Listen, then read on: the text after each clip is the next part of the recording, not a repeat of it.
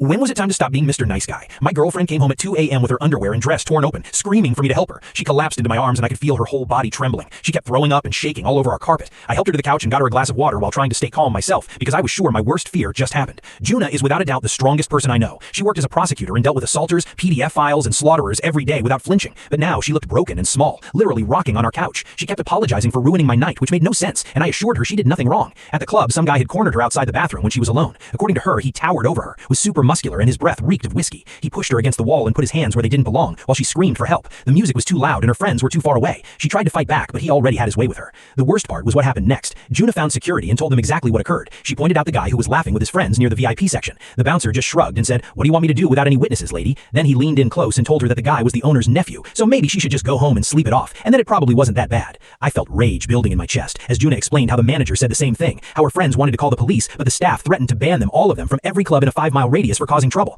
Literally, other women at the club whispered that the same guy had done this before, but nothing ever happened. The place protected him because his uncle owned 3 clubs in the city. Juna was a prosecutor who put criminals away for a living, but even she knew this would go nowhere. Rich guys with connections didn't face consequences for raping women in dark clubs. There would be no cameras in that hallway and no witnesses willing to testify. The system she worked for every day had failed her completely. I held her while she cried and felt more helpless than ever before in my life. I didn't know people who could handle this kind of thing. There was nothing I could do that would touch that man. But then I remembered that my father would know what to do. My dad had spent 30 years working construction in the roughest parts of the city. He knew people from a different world than mine, people who handle problems outside the law when the law wouldn't help. I'd spent my whole life trying to distance myself from that part of his past, but now I needed it. The next morning, while Juna was sleeping, I drove to my parents' house. My dad was drinking coffee in the garage, like always, surrounded by his tools and old boxing trophies. I told him everything and watched his face go from confused to furious. He sat down his mug so hard it spilled everywhere. "You know the guy's name?" he asked in a voice I'd never heard before. I showed him the club's Instagram where the nephew was tagged in VIP photos, flashing expensive watches and bottles. My dad studied the pictures like he was memorizing every detail of the guy's face. My father made some calls right there in the garage. I could only hear his side of the conversations, but they were short and serious. He used names I didn't recognize and mentioned favors that were owed. When he hung up, he told me to go home and take care of Juna. He said he would handle everything else.